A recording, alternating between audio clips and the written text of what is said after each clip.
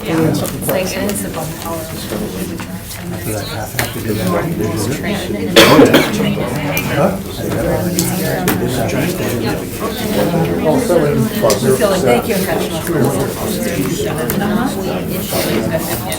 Although we need to.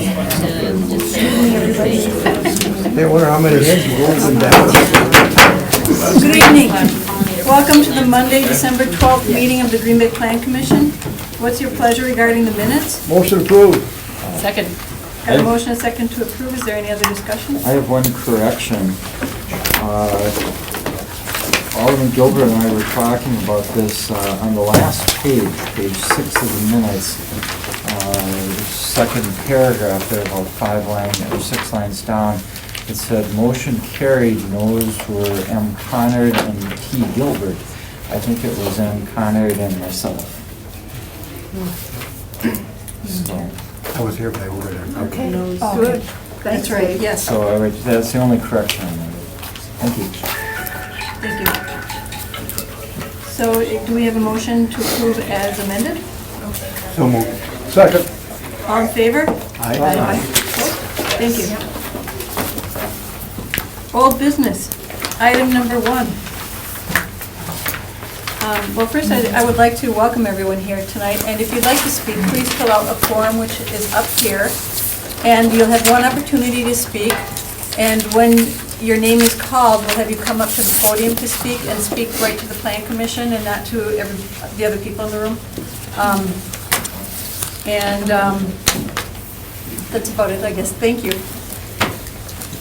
Item number 1, consideration with possible action on a request for a conditional use permit for a 2-family use in a low-density residential zoning district located at 1255 Doblin Street, submitted by David Krauser, property owner.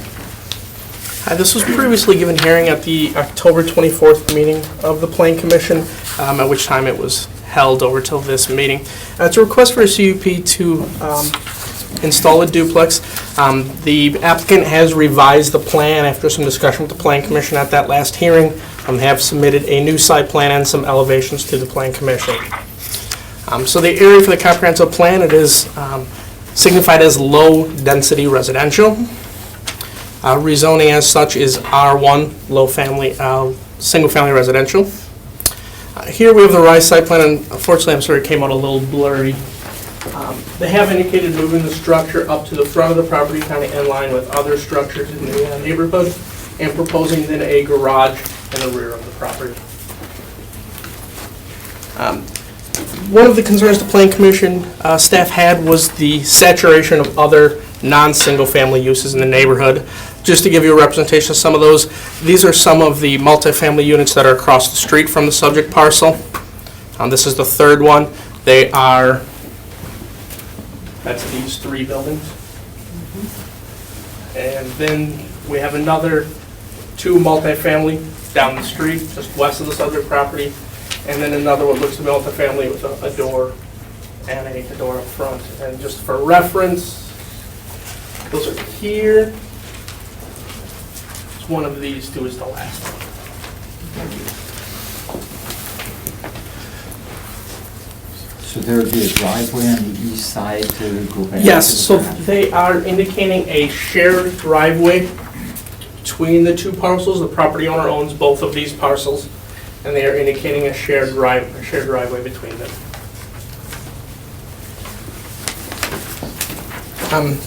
Staff is still recommending denial of this request.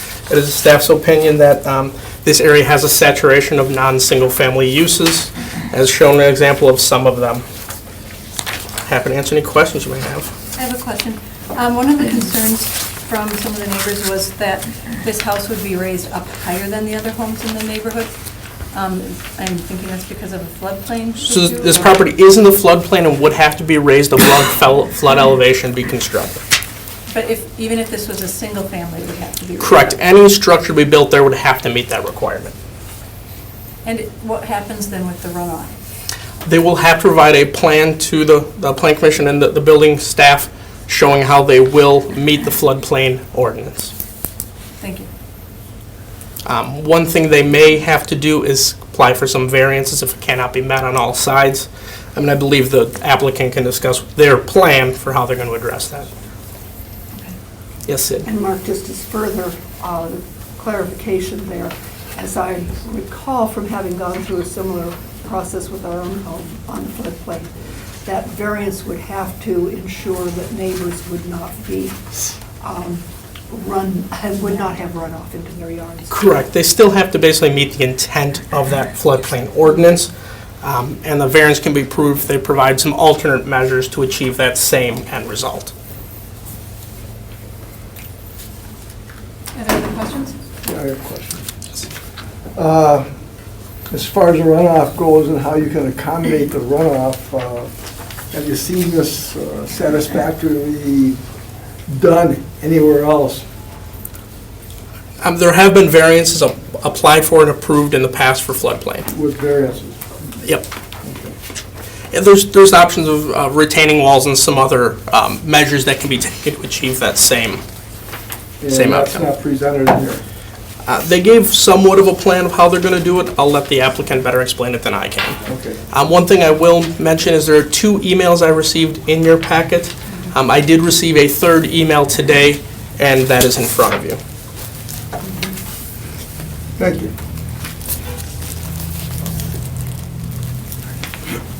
Thank you.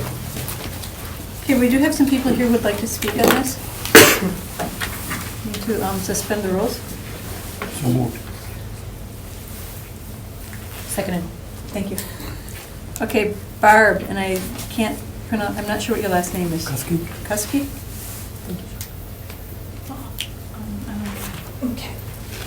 Well, we are here, this is Heather I also Seiler, filled out one. Heather Seiler. Okay. and we'd just like to speak together. I do have my sister, which is the adjoining property owner, here on Skype, which would like to voice also as to the fact that that home that's going to get ran off to has been our family home for 50 years, and it's going to continue in our family for another 50 years. So Heather here has some. There's currently 17 residential structures on that block. 8 of them which are owned and occupied by families. 16 income producing units already on that block. So we're already a 2-to-1 ratio for rental properties to homeowners. Can you show us which house you're, are you 1245? We're 12. Family We are home? 1245. And where would that be up here? 2 to the left. 2 to the left. So as So being- 2 over. Yes. Yes, Okay. as that home being in our family for 50-plus years, knowing the 1251 address already has water issues in their property, there is an easement up where the warehouses are, next to where the white part is. They're already built up. So now they want to build up again. They're drowning their own selves besides us. Next year, are they going to come in the committee where they own on the other side of our house and they want to build another There's another two-family? vacant lot. Yeah, a vacant lot that the same homeowner, or these new homeowners own. So, Investors. They yeah, it's basically are. investors. But it's mainly, there's already enough units on that block. I mean, there's 3 homes, obviously, that he didn't show because they're single-family homes, but they're rental properties. They were, one of them was renovated to flip, and it didn't go, so now the person has it for rent. The house adjoining, he fixed up and rented out, and this small house on the corner is a rental property. So like I said, there's 16 units on that one block that are rental properties. 8 homes that are owned and 1 vacant house that will probably end up being a rental property also when it goes through the foreclosure and stuff. Other questions? Now, There's is your- also this, where, I have something else. They also say about the easement of building the garage behind. Did she want to Skype in too? Hey, Ally, do you have? Yeah. Okay, you want to voice an opinion? Did we miss anything? No, I think that you said a lot, but also, we've been on that block, your grandparents, my great-grandparents lived on that corner. Right, Right, so we've been that's there also since rent, 1930. rental property there too, the corner of Irwin Avenue and Dowlin is also a rental property. Okay. My concern is also that it brings in a transient, people that are only in there temporarily, and then they're out. There's no vested interest in maintaining a quiet residence for that block that has really, it has its problems, but it will only contribute more if there's more rentals. We've already had She's issues sick. with parties at the house they have. Right, the parties that are already started next door to my house. Yeah, So there's nobody tenant to monitor it. complaints from 1251 because of parties. Okay, and this is Kathleen who's on? Karen. Karen, I'm sorry. Karen. Yeah, okay. Was there anything else, Karen? No, that's just so that if they get one on one side of me, they're gonna have one on the next side of me. Yeah. And I'll be swimming out. And then there's also what I was going to say, in the back, we have that easement for the alleyway. We're not giving up that easement, right, for somebody to build a garage that far back, No. so, Well, and that's already been an issue because the power lines. yeah, so Right. we're Okay. totally against it as being residents of that block. I have a house in the next block, I'm against it, I want my block to stay family units also, Okay, so. thank you. All right, thanks. Commissioner Brimmer. Thank you. Thank you. I do have a question, and thanks to your relative as well for joining us. You mentioned the house on the other side of your home at 1245, and I know there are structures on that lot. There is a garage at the back of At the that very lot. back. Yeah, there Yes. was a house that they had taken down. Yeah, so this is Okay. all the same owners. Got Yeah, it. it was, that- And yeah. what was it, a rather small house, sort of halfway back? Yes, yes, has it been was. taken down. yes. Yes. Okay, thank you. I was trying to sort that out, and I appreciate your help, Sure. thanks. Okay. Thank you. Thank you. Stephen Server. Yes, I'd like to say a few words. As far as that open lot, 1239, which is next to the lady's house, we have no plans of developing that at this time, none at all. There was a small house on that lot that we took down because it was uninhabitable and it was just used for storage. The previous owner had storage in there and it wasn't worth the amount of money we'd have to pay for property taxes to keep that there, so we bulldozed it. As far as the parties going on, I was not aware of that. And was it a party? I want to know if the party was so out of hand that the police were called. I don't think they were. Yes. I don't know. I got Aaron. I'm sorry, we can't have anybody in the audience talking at this time. I don't think it happened. And then I heard about transit living there. That I can't address that. I don't know what you mean by transit living.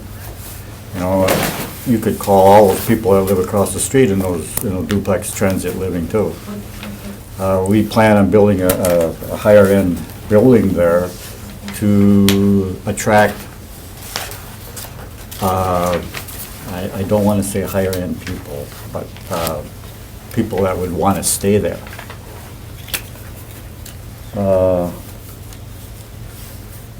That's all I have. Dave will fill you in on the rest. My name is Steve Server. I'm part of Coal Service Estates LLC. And we do own those 3 properties. Thank you. Thank you. And two Yes, things, Commissioner sir, before you Oh, I'm sit sorry. down again. I'm sorry. Can you clarify for me which 3 properties you own? We own, The right one now, that's, 1245, which is Okay. where we want to put the duplex. Yes. We own 1251, 51. Uh-huh, and then it's, I think it was 1239. okay. Yes. And then my other question is, I was surprised to discover that the main entrances to both the upstairs and downstairs as planned is in the back rather than facing the street. That seems very unusual for residents in Green Bay, and I'm curious. I can answer that. one. Dave can Okay. answer that for you. Thank you. Correct. Thank you. Thank you. Thank you. And Dave Krauser. Dave Krauser from Mao and Associates. And I'd like to make that clear too, because Mary Beth, I believe in the beginning, you stated that maybe that Mao, at least maybe that's what I heard, that Mao and Associates was the owners. That's what it says in our, Oh, okay. I was wondering about that. Okay, we're not. Okay. All I'm working for CoalServe Estates LLC. And just so that you can, I brought 2 of these, they're bigger, you could kind of give you a little better than what that screen was up there. Okay? So if you take a look at that, if you remember when we were here the first time, we had a structure that was all on, be like a ranch, there was a duplex, but it was like a ranch, so that everything was first floor. And it was obviously took up a lot of room width-wise on that lot, and I know that was a concern at that time, and I didn't have it pulled up all the way to the front. You wanted it pulled up with the existing houses. So I told the owners at that time, after that meeting that, I think that was 2 months ago, that the only way we could do this is if they still wanted to do something along the lines of a 2-family, that we'd probably have to do an upper and a lower, because then I could make the building narrower, and we could enter, and we could go that route. And it sounded at the time like if we went through something like that, that might be more favorable. The reason why we are entering in the rear, and I was kind of doing that with the other one also, is because of the elevations out there.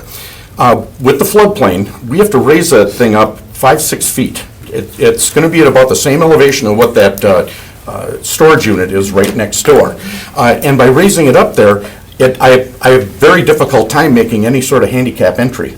So what we did, because we're doing the garages in the back and we're bringing that driveway, and because the garages are back there, it allows me to use the whole length of that driveway to get rid of some of that grade, because from the sidewalk to the front of the house, you're going to have 6 feet going up. So there's no way that I can get a 0 entry from the front. That's impossible. So we moved that to the back. There is still entries in the front. We have those. We've got a walk that's going to come out to the driveway that they can actually, so mailmen or whatever, if they come up to the front door, they can get up there. There'll be some steps coming up through there. But the main entries for the individuals that would be there would come in from the rear. And I know that there's been a lot of discussion with what's going to be next to the lady's home that's there. We're not doing anything with those parcels except on the adjoining property to this one, which CoalServe owns, we're going to put up a garage. And the reason for that is we have to take down the existing garage that's there. And the reason why we're sharing that driveway is because of the elevation that we have to bring this thing up. And by putting both of those garages in the back, they'll both be built to code. Those only need to be 1 foot above flood, so they'll be actually 1 foot lower than what the first floor of the living structure will be. And probably the biggest thing to keep in mind here, and I know that Phil is probably one of the bigger issues here, along with the drainage. Even a single-family home going in here is going to have to be at these same elevations. And I know they brought that up, but that's really key here, because you'd expect that there are going to be some homes in there at some point. And I believe when I was talking to one of the ladies this afternoon, even most of those homes in that area at some point in history, and it'll probably be up to them when they do something, but at some point when somebody wants to do enough addition on that house, they're going to have to bring those up also. I talked with Jerry Gable, who actually owns the storage units next door, and I'm not, was Jerry here tonight? He was going to be. But I talked to him with the fill, because one of the concerns he had was he didn't want us leaving a great big deep ditch next to those storage units. And he's on board with this, that we would actually fill up there, and I know at the last meeting, he was concerned about some of the bushes and stuff that he has along there. I told the owners of that when we do this, we'll end up having to replace some of those shrubs, and we will take care of that. That'll be just part of the project. But we will bring that up. We are looking at handling the stormwater. I didn't get 100% into it. I think I've got a plan that's pretty close, but a lot of this was time, and we run all this time in this, and then if we don't even get the duplex itself, then I'm not sure where they're going to go with it. So I've got this. I believe what we have here is going to work. Actually, most of the stormwater we bring in back out to the street. Nothing that we do on here will affect any of the adjoining property owners with stormwater. It's all going to the street, to the existing storm sewer that's out there, which the existing lots don't even do that right now. So that's where some of that water is probably sitting on those lots because there's nothing there. And there were probably old foundations, and at least on that one that's further to the west, where they took the house down, there's probably, I haven't even looked at that lot as far as elevations or what we're gonna do with that when they decide to build something. But to date, I haven't looked at that, and there may be some water issues down there, but what we've got right here is contained within itself, and it's gonna actually come out towards the street, so it's not gonna affect the neighbors. We're not doing anything with that alley in the back. That's just stand. In fact, most of that, the grades back there will probably stay the same. We're not filling all the way back that far. We do show some retaining walls on here, which we'll have to have along some of the property lines to actually control some of that fill, where we actually have to get those structures up. But we can't control what people do with single-family homes. So if they're renting some single-family homes that are out there, that's regulated by state law, and people are allowed to do that. If they can't sell their house and they want to rent it, they can. As far as this, we're talking about one duplex here, and we've got those storage units that are right next door, and that apartment complex that's right across the street. So obviously, this particular lot is impacted, I think, pretty heavy here. So that's our reason for looking at this. And when you start looking at the amount of fill and retaining walls that have to go in here to make this work, that's the whole reason behind trying to do it this way. So if there's any other questions? Yes, Commissioner Bremer. If you would help me with the elevations. Yes. I think, if I'm reading correctly, that they're flipped. As we look at the footprint on the front, you've got the windows, the doors here, right? There's a door here. Actually, the second unit cannot enter from the front here. Right. Only the first floor. The lower floor can. But they are on the right-hand side as you look at the building. And here they are on the left-hand side as you look at the building. And I think it's literally flipped, and that's also the case with the side elevation. So I worked pretty hard to figure out what was going on. But, yeah, and we just didn't want to take these steps and throw these steps out in front of this building, because then everybody's looking at from the street, and that doesn't look good either. So that's why we flipped those around to the back. Okay, so, And eating up some of that elevation out there also. right. So you have the handicapped accessible basically for the lower floor. That's correct. Not for the upper Yeah, floor. there's not, the only thing we could do with that is put an elevator in there. Yeah. So, Got it. Okay, thank you. welcome. Thank you. Are there other questions? Okay, thank you. Thank you. So move it. Second. Thank you.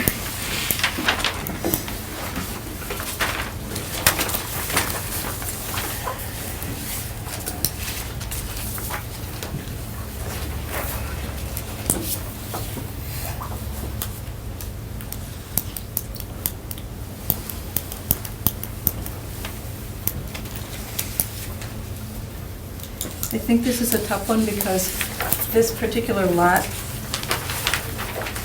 because of it being next to these warehouses and across the street from multifamilies, it's going to be difficult to put a single family there because of those things. So if this brand-new duplex doesn't go there, I don't know that anything else will. And I understand the neighbors' concerns about having too many multifamilies in one area. And also, we've been focusing on not having multifamilies in single-family areas as well. So it's a bit of a conundrum. Yes, Jerry? I'm not too excited about sitting here and reading a plan at this point in time with the elevations all over the place. I guess something that just kind of glared at me right away was a new stairway, and this one over here, it looks like the elevation is 582.4. The street is 582.4. Can't help but feel like that's a pond right there, because it's not draining anywhere, it's gonna be sitting there, the same as the street. I think we have an awful lot of issues about proper drainage, and I think this is what the main concern of the neighbors are.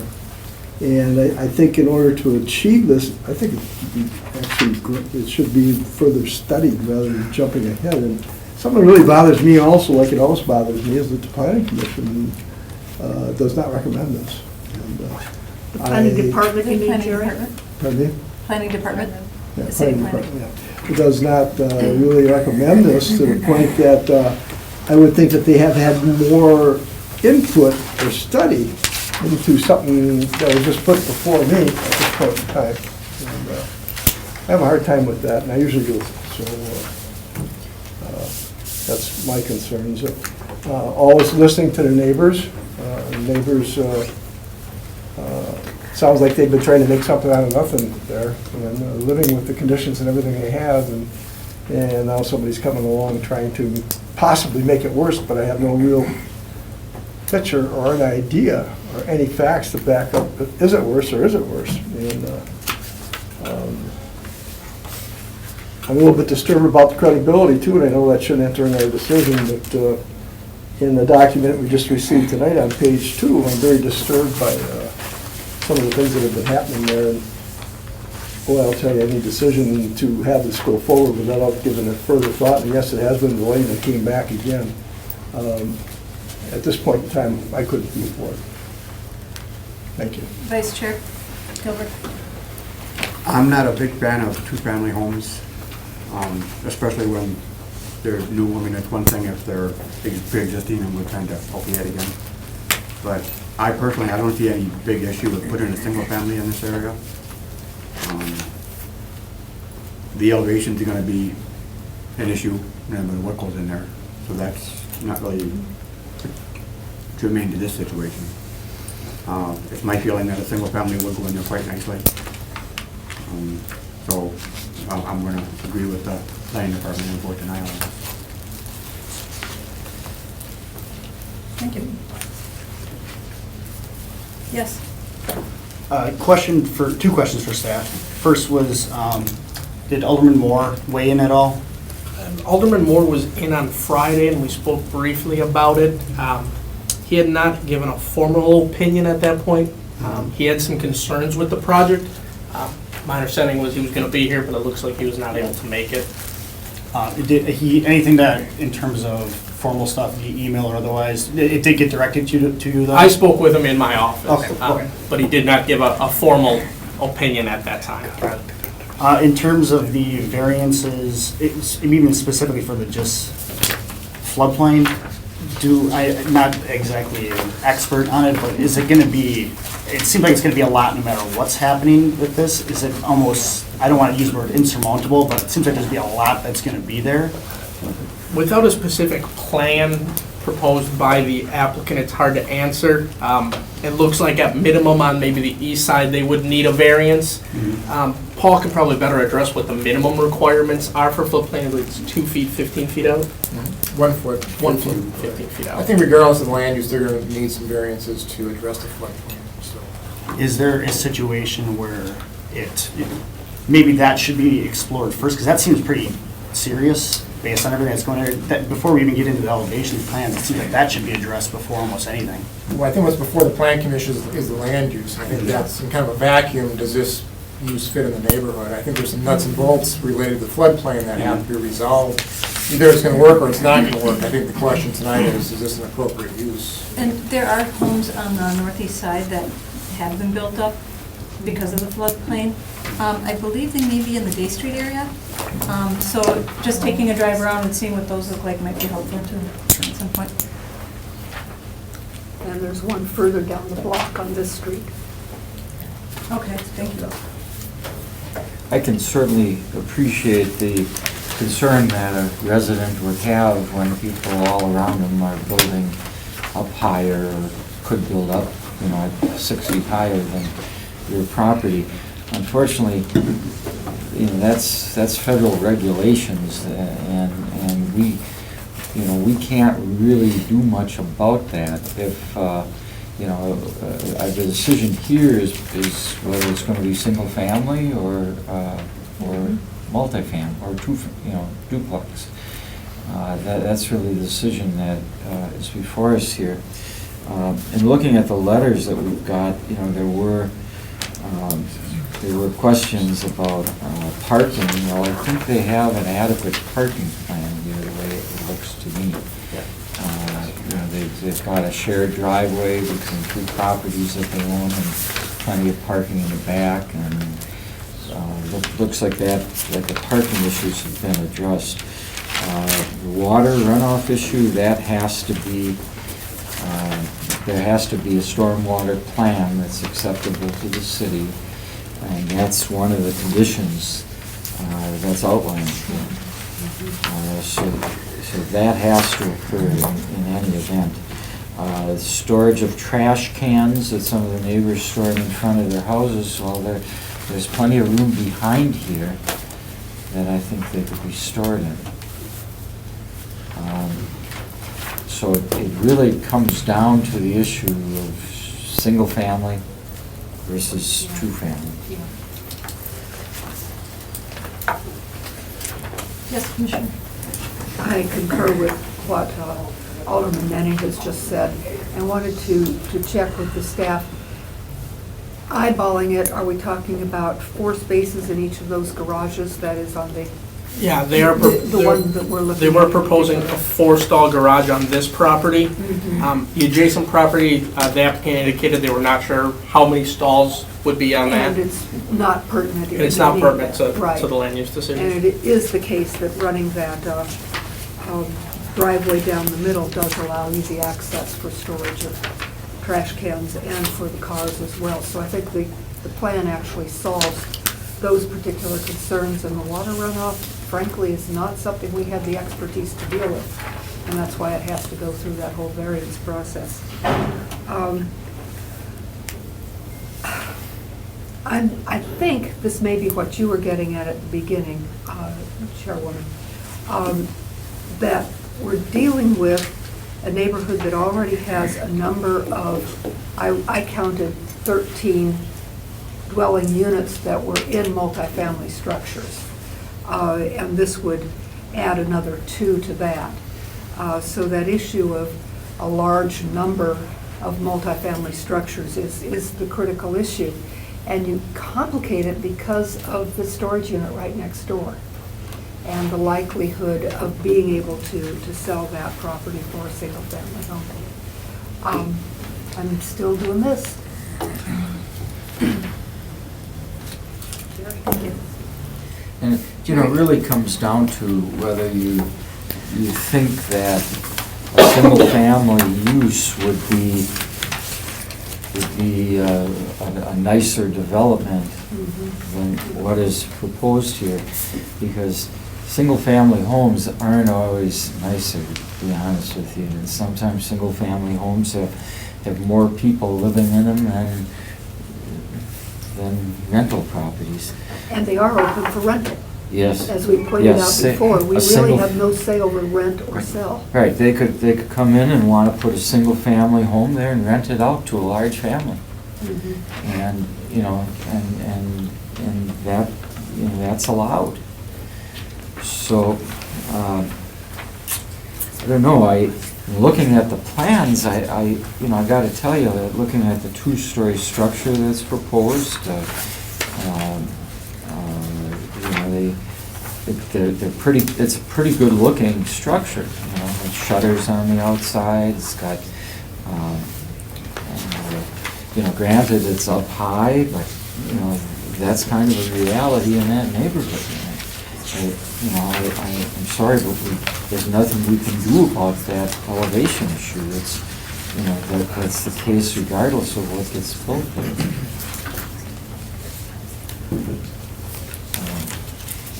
And I think, you know, if a single-family home is built there, it could end up being just as bad or worse than what's proposed here. Yes? A question that I need to direct to the associate from Mao. Are we right in assuming that although they're shown on the rear elevation, that the shutters that Alderman Nenning just referred to would be on the front of the house, the street side? I guess I can't, I would have to actually have the owner answer that question. Would you still be putting the shutters on the front of the building? Yeah. Yeah, okay. Yeah.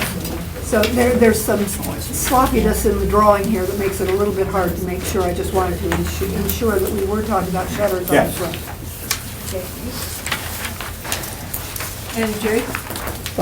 Two things. Something else that bothers me that Alderman Nedick actually came up with is the duplex actually offers an elevation of somewhere around 16 feet according to this drawing. And if you have to put this thing up because it's in a floodplain, say another 6 to 8 feet, why don't you just put a tower there? Wouldn't that look nice, that neighborhood? I'm just being facetious, of course, like I normally am. But I don't know about, I go down those streets and I see those houses that are built up on these hills and, wow. I'd say to myself, wow, that's just, what a place to kind of live and everything, but maybe it isn't for me to judge that either. But please, for the last thing I got to say about this is that please remember, this goes against the philosophy of the Planning Commission and the Planning Department, basically, of single homes and not multiple family homes, duplexes or whatever. And this neighborhood is just jammed with them. And I think what kind of wakes me up a little bit more to that, makes me more sensitive to it, is the people who are living there and have these single family homes. I guess I got to stand with them. And there's just too many things that just aren't right with this thing, and I don't think it's fair for us to judge it tonight, mainly because of the water. But at this point in time, I would make a motion to deny this, if nothing else, send it to City Council. But I don't want to send any work to City Council either. It goes against everything I have always said. The work should be done at committee, and commission should not be done at the City Hall, City Council meeting. So I would make the motion to deny this in lieu of the fact we don't have all the facts. It's going against our historic values. It's going against our planning commission staff, and I think we have enough things on that basis, so I would make the motion to deny. I'll second. We've got a motion and a second. Is there any other discussion? I'm having a hard time with this one. I think, I completely understand the current residents in the area having issues. I would urge them that if there's any issues to call, because the police department and all, it's complaint driven. So you don't get labeled a nuisance property until there's at least 3 calls on it. So that would be, I would recommend as a first step. I don't have a problem with 2-family dwellings. I think it depends on the quality of the tenants that you get in there. I think that this lot has a lot of issues. I think what Jerry was talking about as far as, with the floodplain, we don't have all that information. I'm never going to be an expert in that, but that's why the department said if it goes forward, these are the conditions that we want in there, and so that would be a further step. It's possible that it might never work out because they can't work out the details. I don't know. I think as far as 2 being 20 feet up in the air. If it was a 2-story, single family, it would still be that high. So I don't see the difference. I think, as far as the renderings that they have, especially if they've got those shutters on the front, I think it looks nicer than, most of the two families that are already in the neighborhood. But I think that there are a lot of challenges with that site, and to be able to actually get someone to build a single family there, I see it as being difficult. But I'm with Commissioner Bremer here with the. Thank you. Well, we've got a motion and a second. Is there any other discussion?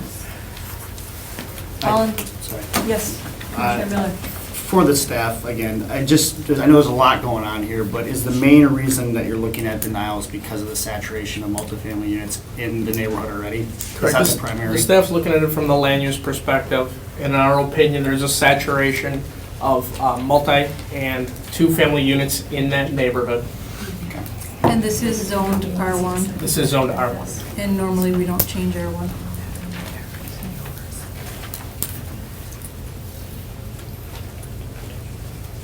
All in favor? Aye. Opposed? Thank you, everybody. Thank you all for coming in. This will go to city council, and, correct? Correct. Yeah. And what date will that be? Tuesday. Tuesday the 20th, thank you.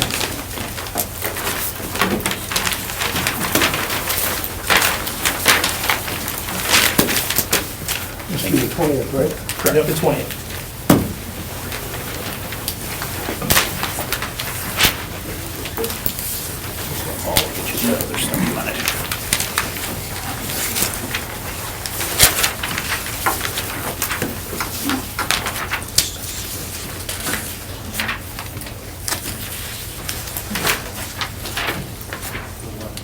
Item number 2, consideration with possible action on the request to rezone 1341 Brozick Street from general commercial to varied density residential submitted by John Moss, JMM Consulting, on behalf of James Hireman, Page Bellevue LLC, property owner.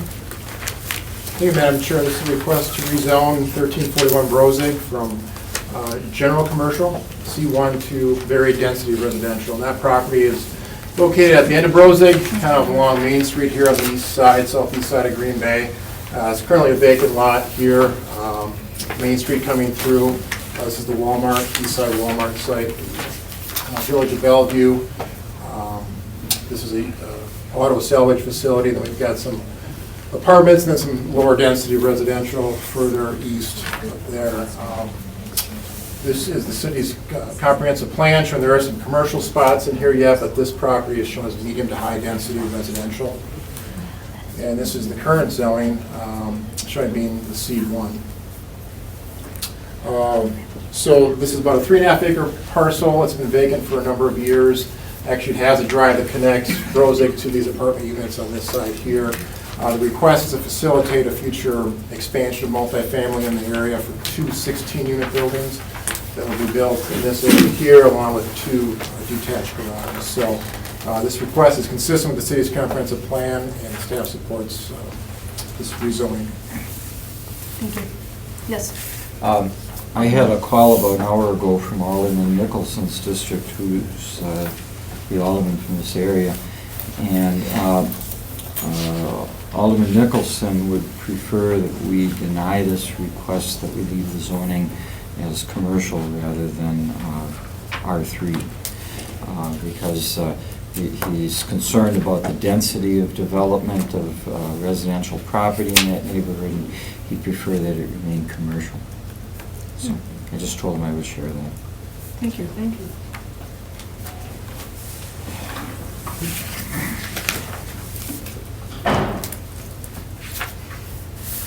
Those are all apartments behind there, correct? Right. Right next to the Goodwill building.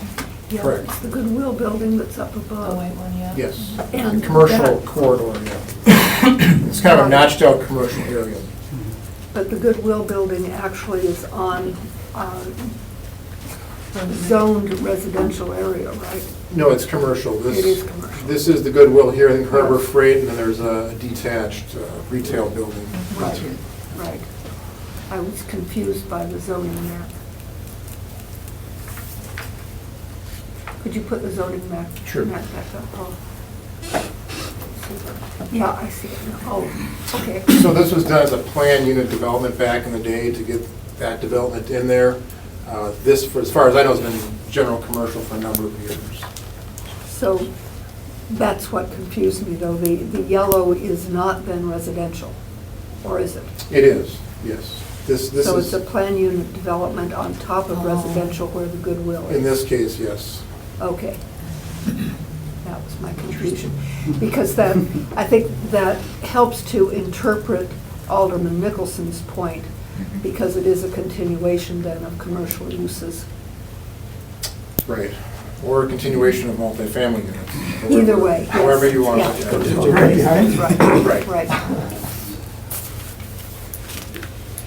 You know, we've got a railroad track that comes in here, again, a salvage yard.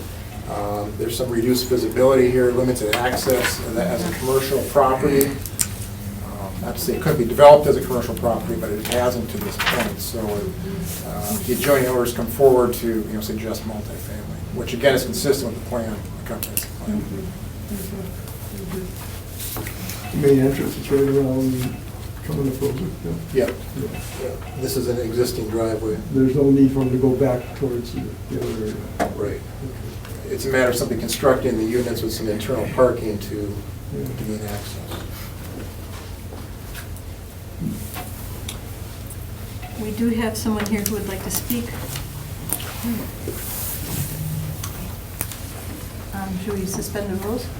Motion suspend rules. Thank you. Mr. Moss? Yes, my name is John Moss. I work with JML Consulting.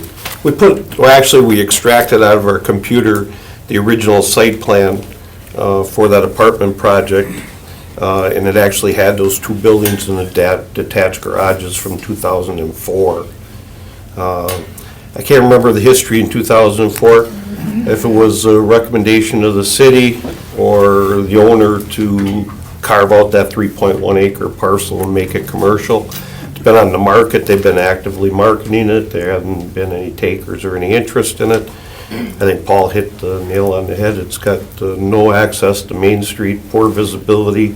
The adjacent is, you know, the auto salvage dealer, a lot of negatives there. And that's obviously why it hasn't developed. Instead of leaving it as an undeveloped parcel for the next 20 years, they'd like to get the rezone to multifamily and put up 2 16-unit apartments, kind of complete the development that they originally had vision for in 2004. If there's any questions, I'd be happy to answer them. So that's the same owner Same owner, yes. as the apartment? Yes. As I think there's 12, 16 units behind there. Same owner, same style. Other questions? Question. Yes. You have any idea, I would imagine these are all occupied, right? I don't know the percentage, but yeah, the bulk of them certainly are.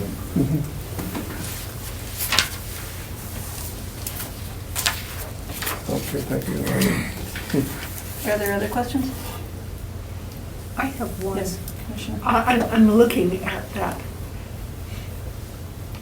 that vacant spot and looking at the design that is used for the other segments of this, I think it's what, East Park? East Park Estates? Yes, the East Park multifamily. Estates. And that's what it's going to be like those others, but I can't quite see how it would fit in. To be where you see to the east of that 3.1 acre parcel, there's 2 16 units. Yes. There'd be 2 16 units adjacent to those, I and then there'd be understood. detached parking, garages and that in front, closer to the private road. I understood that. I was just eyeballing the space, and given that that's, the southwest corner is sort of sliced off by the roadway there, I'm not quite sure how a full 16 fits into the space that is there. That's my difficulty. And I'm wondering, do we have any site plan review that would be associated with this? Here's a site plan I have that's blown up that shows the Thank you. It seems repaired. I appreciate it. cover out the house for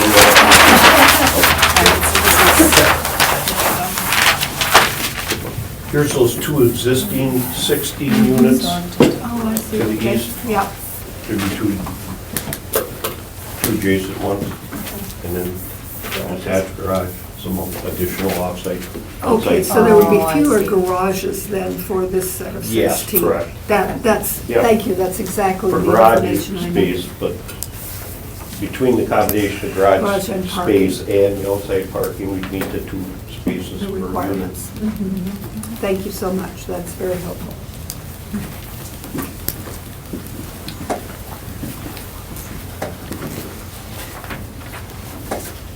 Okay, are there any other questions?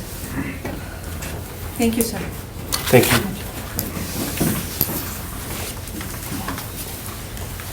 Return to regular order of business.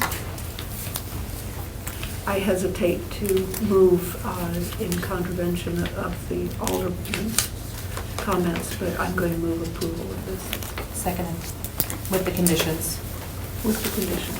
Okay, we've got a motion and a second to approve. Is there any other discussion? Yes, Commissioner Well, Wojciechowski. in looking at this, I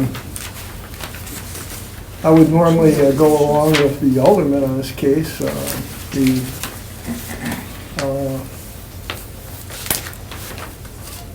fit, looks like it fits. I don't know what else I have to do with that with. It's gonna become wasteland, basically. Yeah.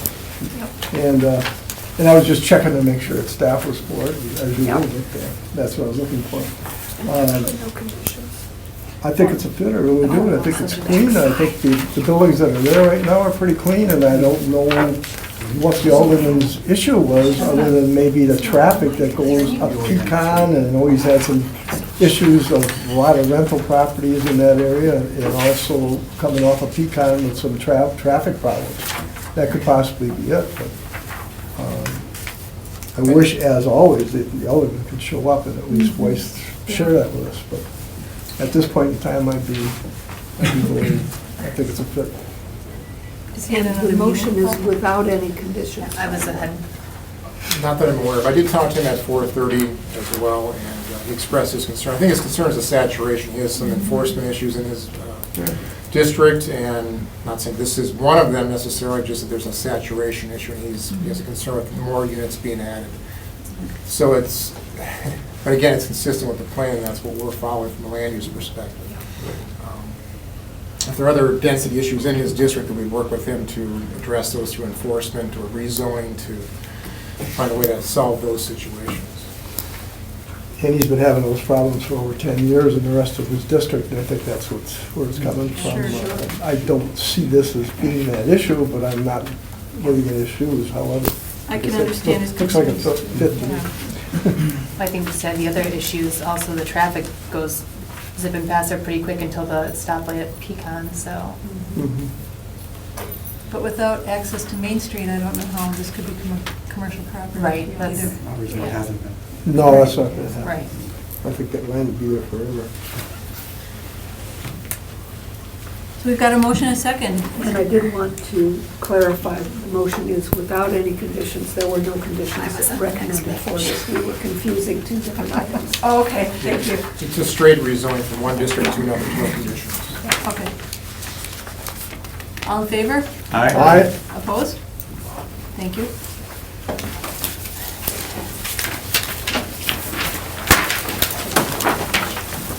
And again, this goes to City Council on 20th. the 20th.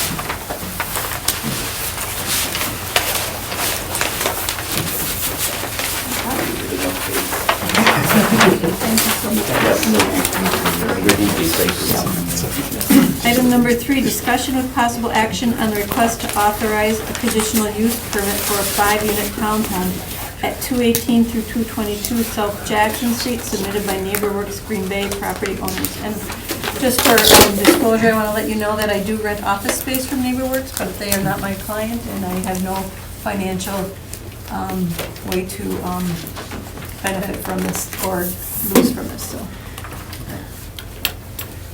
Okay, a request for a 5-unit townhome development at the northwest corner of Stewart and Jackson Street. The comprehensive plan calls for medium-density residential in most of the area. low-density residential in most of the area, with some outlying medium-density to the north of it. To the north, we have two of the Navarino apartment buildings. To the east, we have the Navarino Park. To the south and west, we have a mixture of single-family residential. So they're proposing a 5-unit townhome building. This would be done through a condo plat as opposed to a traditional subdivision. So they would be selling the individual units, and then the condo association would be maintaining the larger portion of the property. We have some proposed elevations of what the structure would look like. This would be facing towards Jackson Street with the parking for the development in the rear. It does come to recommending approval with a couple of conditions. The first, that the subdivision plat for the condos be approved prior to any permitting, and then it be in compliance with the general conditional use, including standard site plan review and approval. Answer questions? Yes? Commissioner, can you tell us anything about the finishes that are intended? It's a little hard to tell. They were still working out a lot of those fine details. The applicants may be able to give a little bit more information on that. I know they are looking at possibly some impervious paving solutions behind the building to reduce the amount of pavement that they have. Cool. Any other questions for Mark? Yes. Could you go back to the comp plan real quick? Yes. The medium-density residential that's in the middle there, were those flipped over when they went with the other project from single? They've been in since, what, 2006 was the comp plan? 2003, excuse me, since the 2003 comp plan. They actually did a PUD for the Navarino townhomes. The buildings sit here, and this is kind of the parking area for the Navarino apartments. Okay.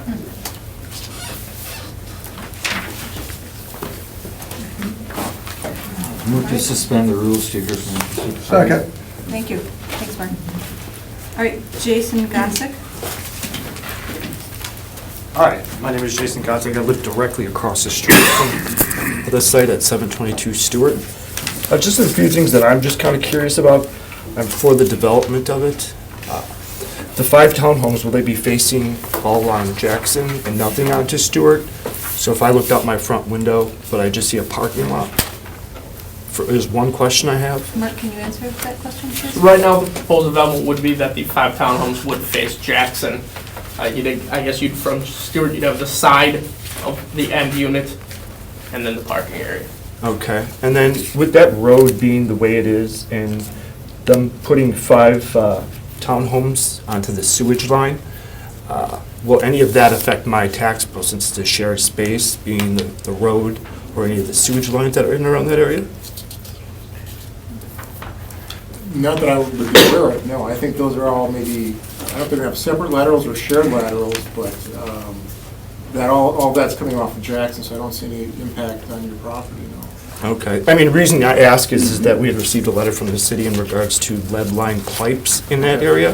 And I thought if that's something they're gonna address with the sewage line, would that have any direct result on us? Because they are putting 5 units onto that sewage system. And I'm just kind of curious, is that separate than would be from us? Separate issue, I think, yeah. Who would Okay. you be able to ask about that? The Department of Public Works. Public Works. And then, other question, with these townhomes, are they pre-sold? Are they gonna be low-income housing? Will they be put on the market? If they are put on the market, what are the prices are I them? think possibly later Chad can answer those questions, but go ahead and ask. Okay, and then my question is that realistically, if you're gonna build townhomes that are gonna be putting on open market, they're right adjacent to low-income home or housing projects. What are the odds of anybody really purchasing a townhome next door to a low-income housing? Because it's gonna directly result against their property value. I'm It's- not a realtor, but I can say that we've had some townhomes come through before, and they're over by the attic, Okay. and those have sold.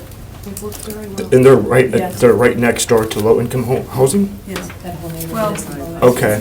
I would think Because this is a large, well, you're all probably familiar with that apartment complex and type of low-income housing, people that are occupying it. I'm just curious, because if I was going to be purchasing a townhome, it wouldn't be next to something like that, just because of property value? Sure. Because it doesn't look like it would go up, and will that have a drastic effect on property value throughout the neighborhood in that immediate area? I think That's a only a question realtor we can have. actually answer that one. That's something, actually, yeah. I think that's pretty much all I have, is just as far as long as any of the construction doesn't end up on my tax bill because of the shared space. That's all I'm kind of concerned about. Thank you. All right, thank you.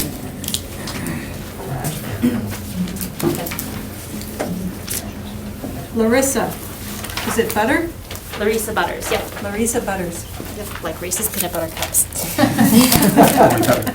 Anyway, I live on Stewart Street, and so I'm at 710 Stewart Street, and I'm about kitty corner from where the proposed townhouses will be. So I'll be looking at a parking lot as the plan stands right now.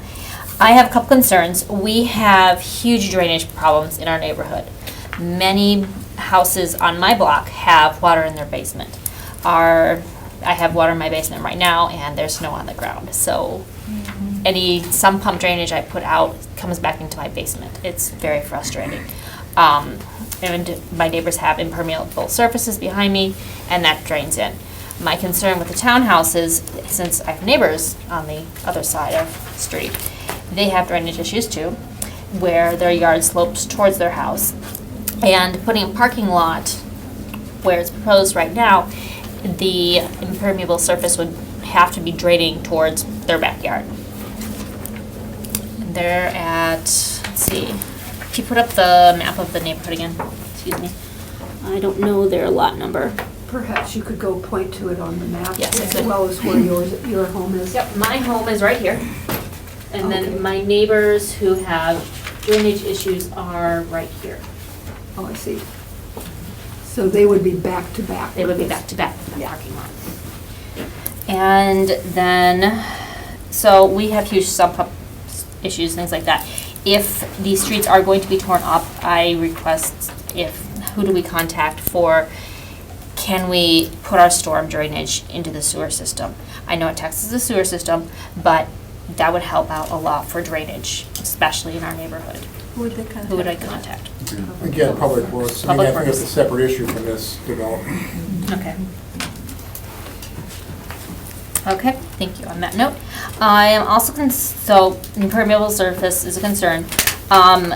Is there an alternate plan to minimize the amount of impermeable surfaces? That's a question. Yeah, since the original plan was submitted, one of the concerns was the amount of impervious surface. We did meet with the applicant discussing some options about reducing some of that permeable surface. In terms of drainage, this site is of a size where they will have to have an approved drainage plan through Department of Public Works, so they will have to address on-site drainage.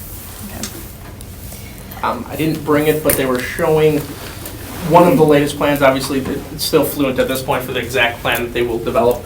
They were looking at maybe adding some additional green space between the units, so it'd be more of a drive into each with additional green space. Okay.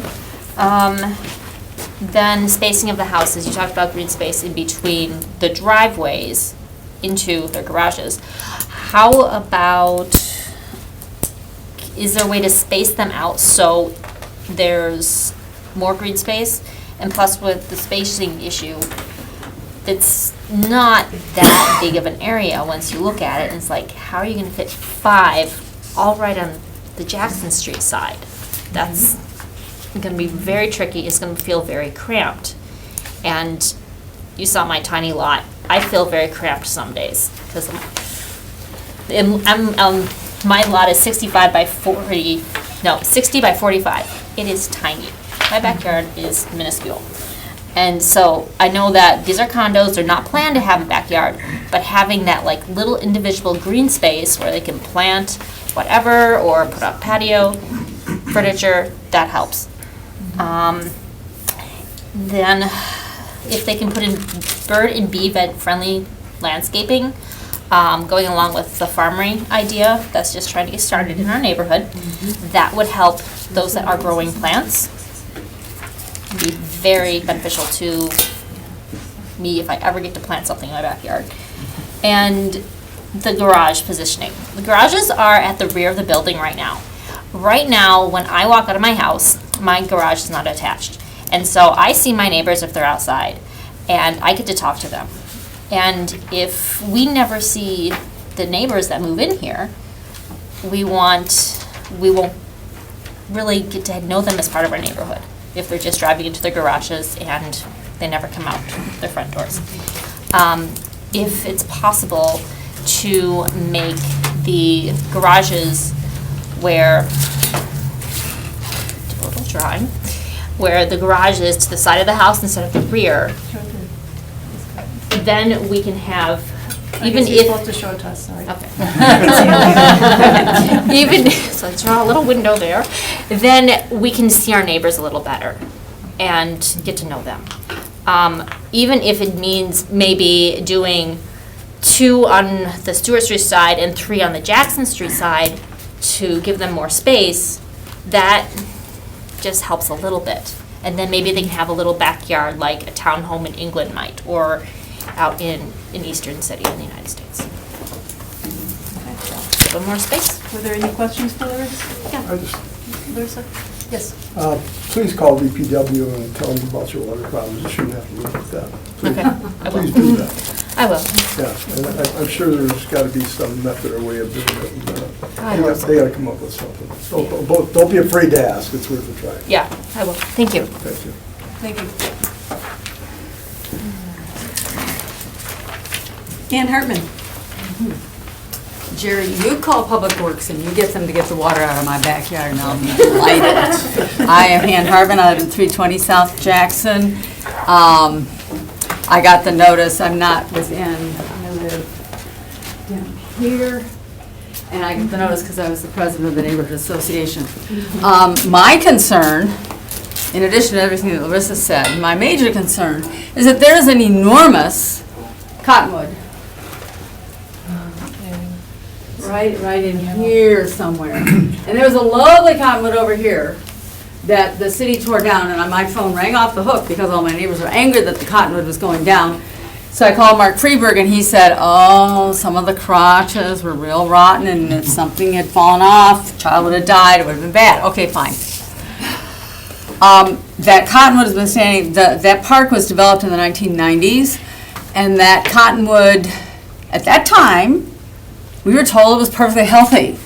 And so I am standing here saying, I don't want to be a tree hugger, but I really don't think that it's right to take down the tree. Now, if instead of putting everything right here and taking down the tree, if like what Larissa had said, where you move some of them over here and some of them over here, they can get the tree. The tree will give them lovely shade. People right here had 2 silver maples taken down last year in front of their house, and they were huge. And they said, oh, has it been hot this summer? Because they no longer had the shade of the tree. So I would like to, yes, you've got many problems, unfortunately, but I would like to see the tree saved. And I would also say, we have gotten, NeighborWorks did a house on one side of me, Habitat did one house on the side of me. Both of their sump pumps come down toward my house. And so my garage floods whenever we have rain. I have water in my basement right now. Everybody in my neighborhood has water in their basement. And when one of my neighbors wanted to hook into the lateral, they couldn't do it because they were afraid that they would crack it if they tried to hook someone into it. So that lateral, my understanding, was put in the 50s and is in bad shape. So if you're going to put 4 or 5 more in there, just saying, there's just some problems. We're in an old neighborhood. I understand that. These are homes that have been there for a long time. We've got lead problems and all this other stuff, but that's a lovely old tree. And I know that people say, oh, but it drops cotton. Well, maples drop helicopters and oaks drop acorns, and every tree drops something, and nobody likes them. But I would really like to see that tree saved. We'd like to see it saved. And I would say also, we need to deal something with the water issues, because that the original Green Bay marsh ended where the courthouse is. So we were only 2 blocks from the original marsh. And all that is fill north of the marsh.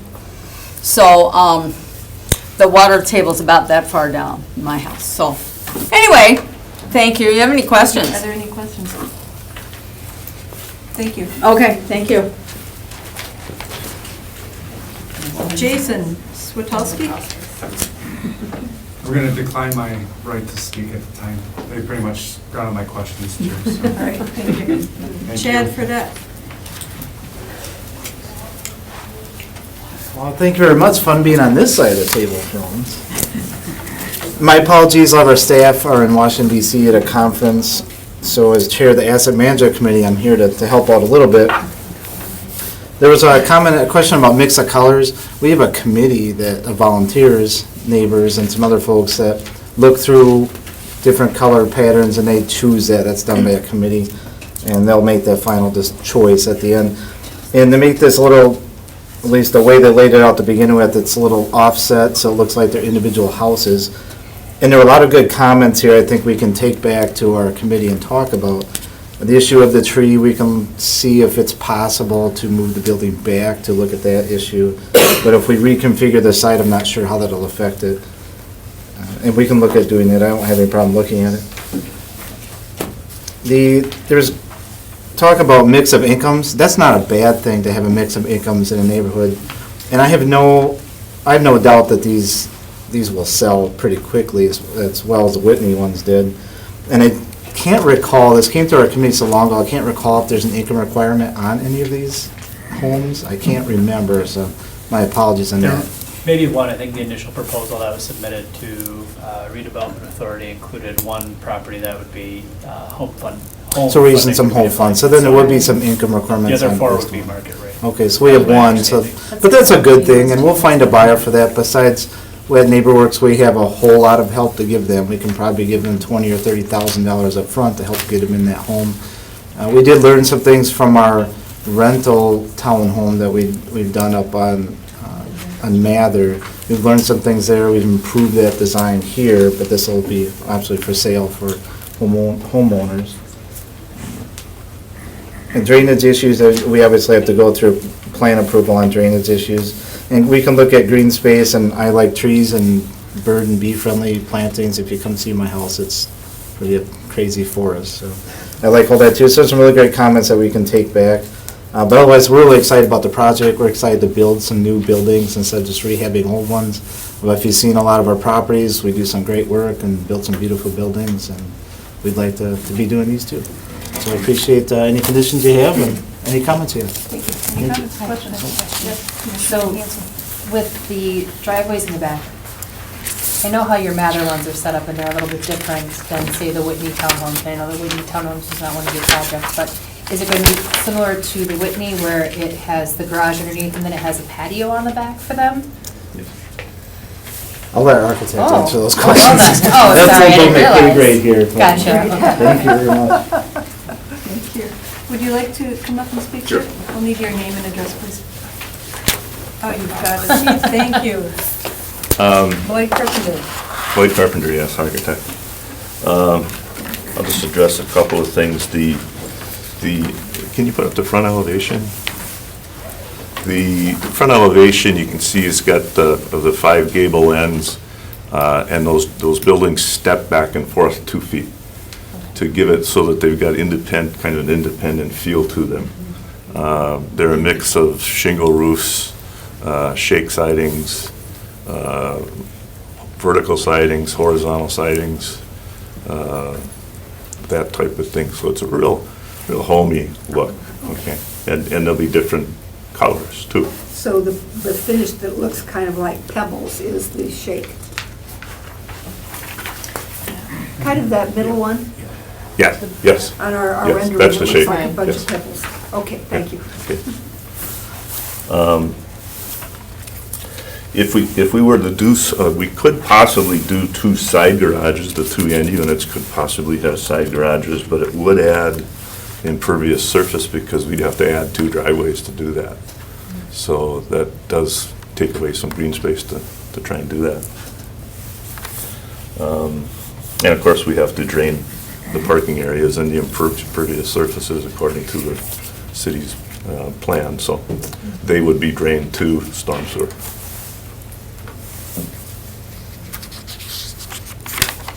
What do you think about the idea of changing the whole layout and moving some around so that the garages could be more separate?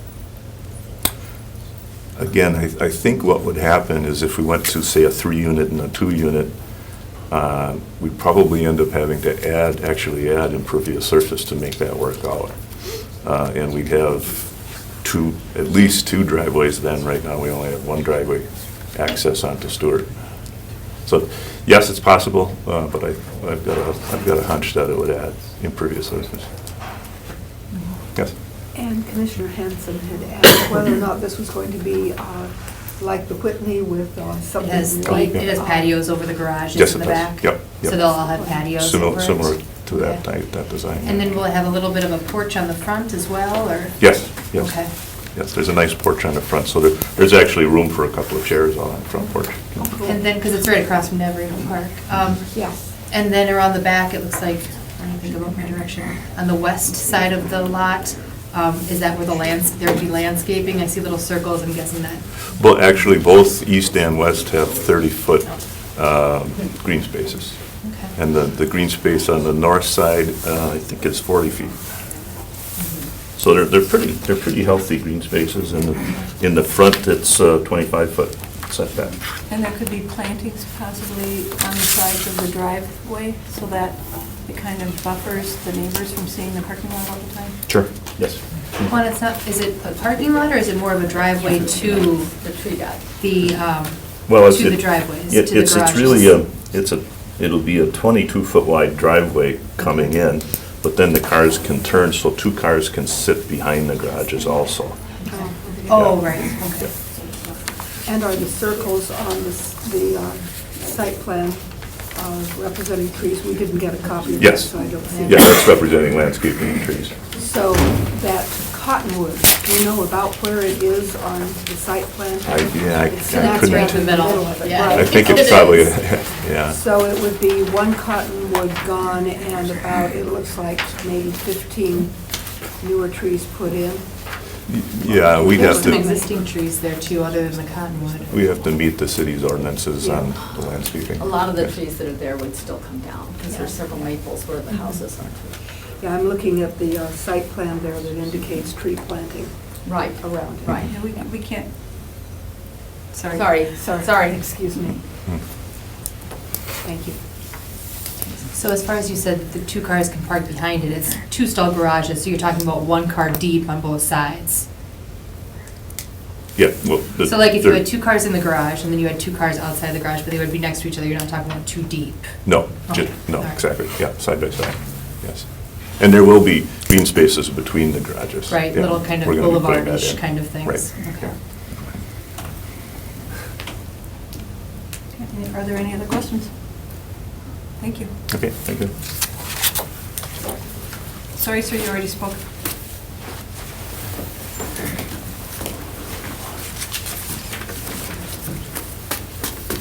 Yes, Mr. Switowski, would you like to come up and speak I now? got a question too. So with this proposed building, what are the dimensions of the proposed building? Because like stated before, this lot is not very big by any means. So as a homeowner across the street, I'm very concerned that you're going to jam a big, what looks like apartment complex across the street from me. And then also I heard during the conversation a 22-foot driveway. That's directly across from my residence. That's an excessive large driveway, I would assume, on this very tiny lot. Are there dimensions up there? Because that's what he just stated, right, a 22-foot driveway? Yeah. You need, I mean, we saw the blueprints plans at our community picnic, where the one, I think the new neighborhood association president, or her name? Cindy? Cindy was very proud of the plan. We were very amped for it too. It's nice to see new construction go into a neighborhood like this.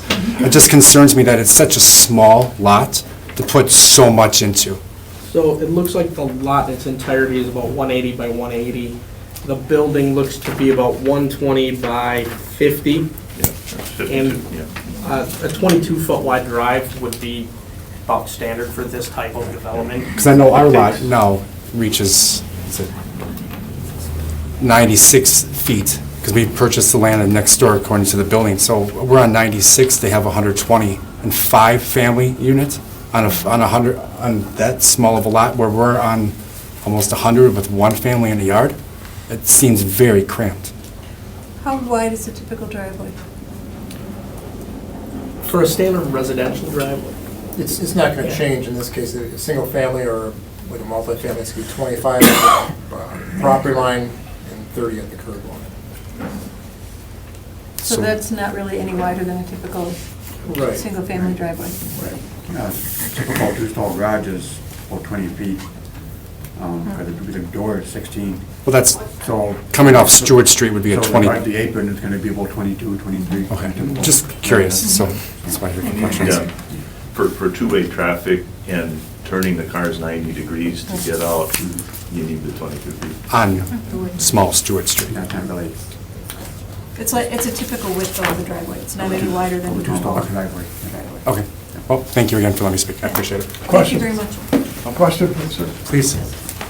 Found a way to sneak around the corner here a little bit. Where's the cottonwood tree, you know? Dead center of this lot. Huh? Dead center of the lot. Dead center of the lot? Could you just point it out? Very close. Estimate, point out? If I had, living across the street, it's gonna be. So it'd have to come back. Just notch out those 2 units and let the tree there. I'm all about keeping, I think Ann's proposal with the tree, being witness to the big maple that was torn down behind Larissa's house, and what an impact it makes in the neighborhood, losing one huge tree. We have 3, one in our yard, 2 butting up against our property.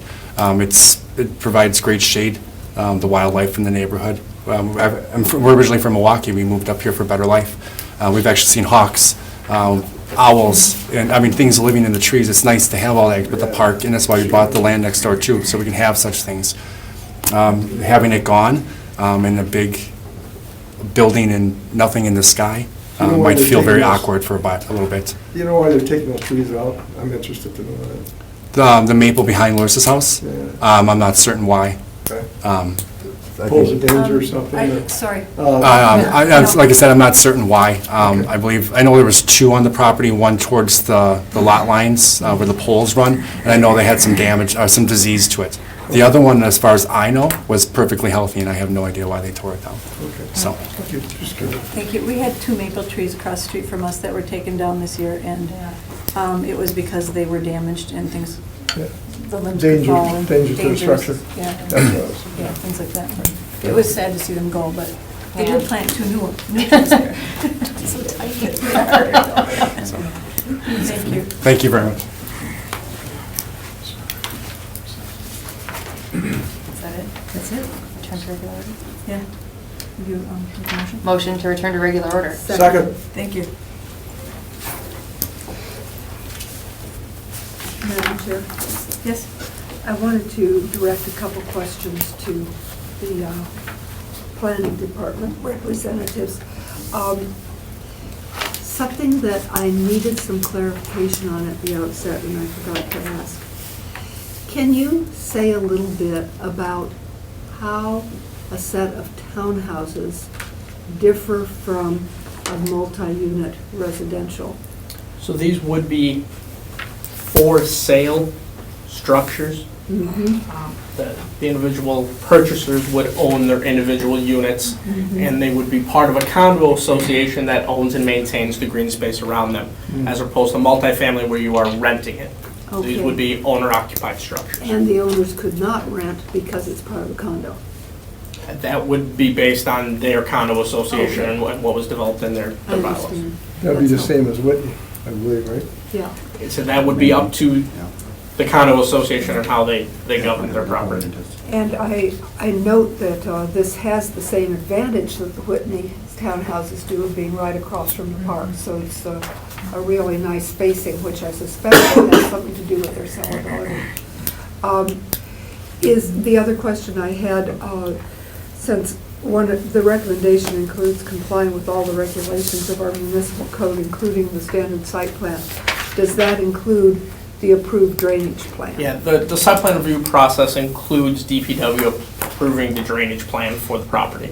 Okay. Will that take into account the general neighborhood drainage issues that have been raised here? I don't believe so. I don't want to speak for DPW. Generally, the code requirements are the on-site drainage. But the on-site drainage might be affected by the neighborhood drainage issues. I think in a vacuum, they're going to solve their issues on site. I mean, there may be external factors, but I think they're going to factor that into their stormwater plan, so to speak, but it's not a plan for the entire neighborhood.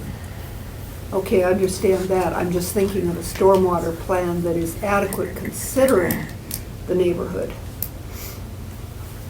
That's beyond this project. So we're simply looking at the boundaries of this site for compliance. If there's other issues with other properties, they'll have to work on that separately, maybe cooperatively with this property, but not as part of this property. We can't tie the two together. They're just independent issues. Okay, thank you. It's too bad. It sounds like you're missing an opportunity. Yeah. Well, so again, with this, they're going to hire a civil engineer to do that work. That's on them as the owner. Typically, when you have lot drainage issues, it's going to be an issue for the property owner to deal with, or property owners to deal with, to come together and find a solution. May result in hiring a professional on the side to help you understand that. So I think the city's ability to help is somewhat limited, but it helps to know the history, and maybe staff can provide some guidance through Public Works on that matter. Thank you. That is helpful. Yes. I guess I would like to recommend, it bothers me quite a bit. The neighborhood association is very strong over there, and I would behoove them, whether you think I'm being a smart aleck or what do you want to think about it, but to, as a whole, go after DPW to try to get your water problems taken care of. I would not put up with it personally. Please try it.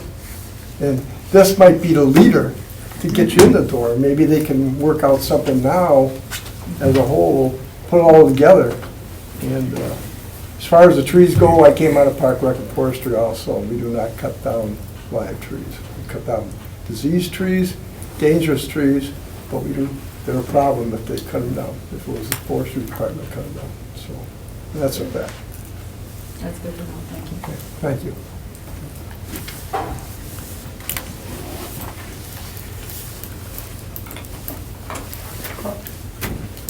I guess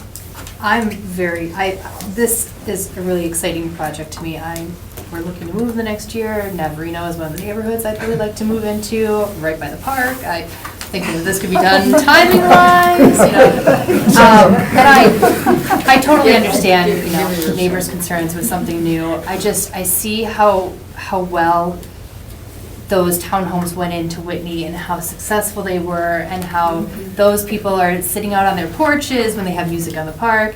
Maybe we can get something going at Navarino for when I move into the neighborhood, although that stormwater thing is kind of worrying me. But I think it's a really exciting project. NeighborWorks has done so much good in the older neighborhoods in town, and this is in their neighborhood. So I guess I would be for it, with the conditions that the planning staff has recommended. And is that a motion? I would like to make a motion. And I would second it. So, to approve? To approve, with the conditions that the planning staff has proposed. Discussion? Any other discussion? One added thing, the recommendation for approval includes the issue of proper building permits, and I think it should include the site plan review and also take care of the drainage problem, which might be a great asset for the neighborhood. So, And also adding like the plantings? Yeah. We get to approve the, yeah, the plantings, yeah.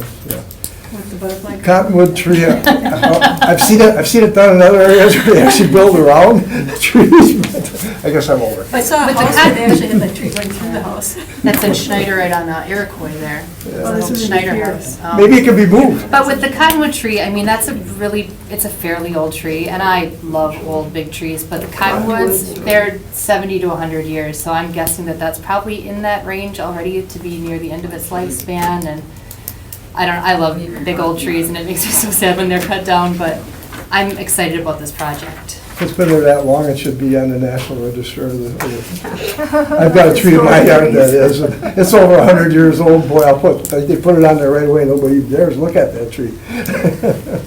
So we've got a motion and a second? Do you have a question about, you had brought up something about the landscaping? Yes, can we add Condition? a condition for landscaping? I think you can have a condition for landscaping. I think you want to be a little bit careful. I understand the premise of the native landscaping, the natural landscaping. I think that is something that's been stated well here and that we should continue to work with the applicant with.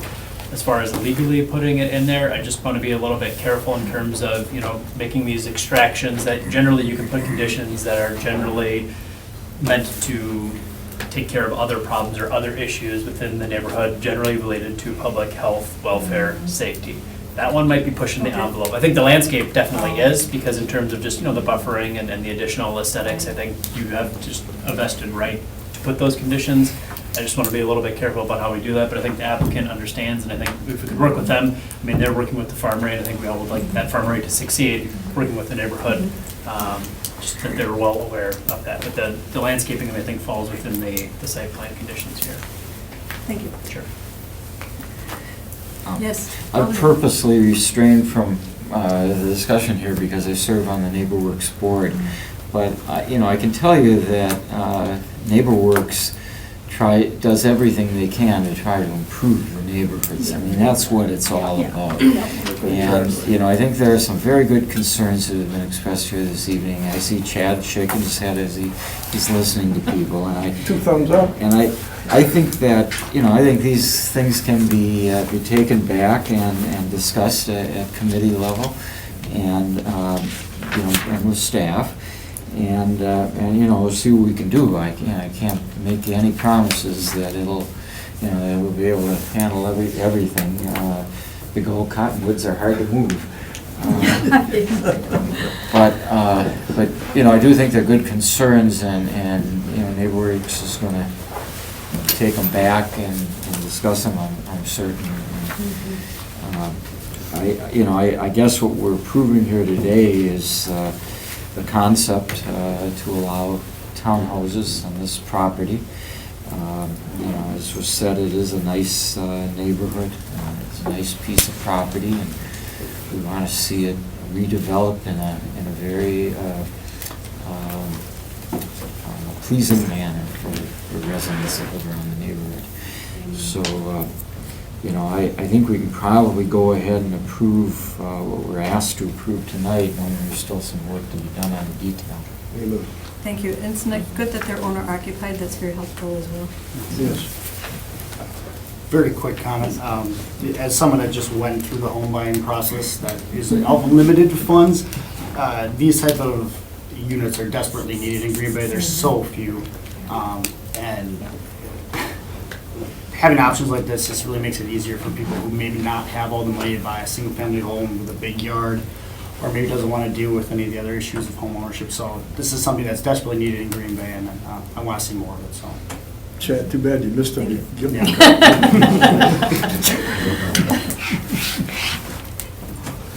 Okay, we've got a motion and a second. All in favor? Aye. Aye. Opposed? Thank you. 12:20.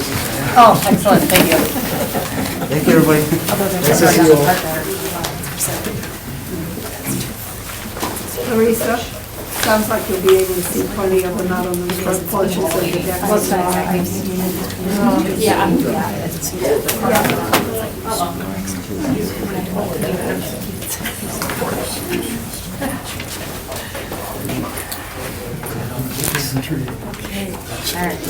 Item number 4. Consideration with possible action on the request for conditional use permit for the construction of the Tailgate Village located at 1940 South Oneida Street, submitted by Jerry Hansen, staff counsel on behalf of the Green Bay Packers. Thank you, Madam Chair. This is a conditional use request for the Tailgate Village at 1940 South Oneida Street, which is on the east side of the stadium.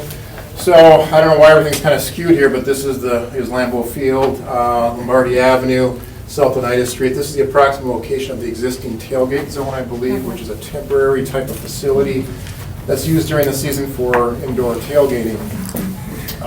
This request would facilitate a permanent type of tailgate village proposed by the Packers. I think you're very familiar with the area. Of course, Lambeau Field. We've got the village of Ashwaubenon in the south here, and we've got Shadow Lane and other single-family properties up to the north. The city's comprehensive plan shows it as public institutional, and it currently is zoned public institutional. We provided some images within your package. This shows a basic site plan of the area. Again, on Oneida Street on the east side here, this is a detached building from Lambeau Field, so here is Lambeau Field on this side, on the west side. This is called the Oneida Promenade here, and this is the proposed footprint of Tailgate Village. It's about a 20,000 square foot footprint approximately, setback of roughly 20 feet from Oneida Street, and the building opens up towards the south, towards the promenade. So these are several images provided by the applicant showing perspectives of the proposed building. Again, it resembles Lambeau Field as far as the architecture and the materials that are being used. Here's Lambeau Field to the west, the steps up to the Oneida Gate, the Oneida Promenade, and here is the structure itself. So again, it opens up to the south side. There's, I think, a band of garage doors that open up onto the promenade. Closer up view again of the materials. And a perspective from the, I think this is the north side, I believe. Again, showing the facade of the building, Lambeau Field being on the other side here. There are a series of porta potties, dumpsters, and a loading area on this south Oneida Street side, but that is all screened in with wrought iron pillars on that side. We notified affected property owners. This was kind of a different situation. Because of the size of the property, we try to notify property owners along Lombardi and Shadow Lane here, but again, we're kind of hemmed in by the village. So we did notify the village, but there were no other property owners really to notice. But we didn't receive any calls or concerns. I have no comments from Alderman Weary at this point. So staff is recommending approval of the request, subject to the standard site plan review and approval. And there are some representatives here tonight if you have further questions or more details you're looking for. So I guess really what this is doing is just replacing a semi-temporary structure with something that actually really looks nice. It's permanent, yes. Right, and doesn't move. It doesn't move, right. Right. Okay. Okay. It's like replacing a straw house with a brick house. I got a couple of questions. I don't know if our staff would be best to answer it or Mr. Hanson, but this is still a city-owned parking lot, right? Correct. We have a permanent lease. Long-term lease. Why don't we suspend the rules and ask Mr. Hanson to come up? Okay. Suspend the Move to rules. suspend the rules. Second. Thank you. Is it okay if Mr. Zadra Sure. comes up also? We'll catch all the questions at once. Yeah, we've got a long-term lease still with the city of Green Bay, but it's as far as the lease is concerned, full use is with the Packers. So. Yeah. And in our packet, it says that it's a two-story building. Are you going to have 2 stories for activities, or how's that? So, my name's Stuart Zadra with Hammond's Company. I've worked with Packers, fortunately, since 1999, and this project evolved out of the Tailgate Tundra Zone, obviously, that's been going on for about 10 years. And the purpose of it was to make something more permanent. I like the reference from, straw to brick. There's quite a bit of expense assembling and taking it down. It's unsightly. This functions much better for guests attending the games, and provides 365-year use. The building scale is the equivalent of 2-story, but it's really 1-story structure. So clarification, it is elevated to because they're sloped from west to east, and that's in our engineer drawings. But we address any of the changes by ramps going up to a party deck that elevates the platform of the first floor roughly 24 inches above the parking lot grade. And then it's accessed by stairs both on the east and the west of the building. Within the building itself, there's a mezzanine, but it's a mechanical mezzanine that the guests don't see. So, I like it. I think it's a good complement to what's going on the west side of the stadium with the stadium district. So, I think it has a lot of merit. And if I could chime in, our architect, David Manfredi, couldn't be here tonight. David, the Manfredi, Alcus Manfredi, continued the character of the building. If you've seen the south end zone, the theme was really set by Ellery Beckett, now AECom, and he always felt that, there's a bold masculinity to Lambeau Field. He characterized, I can't do the architect speak, but the bones of Lambeau Field. So it has the brick, it has the steel, it has the ornamentation of the steel as well. And so, what started out probably as a more simplistic building over the time, working with the Packers management team and the marketing team, we've turned it into Lambeau Field, Lambeau Field-esque.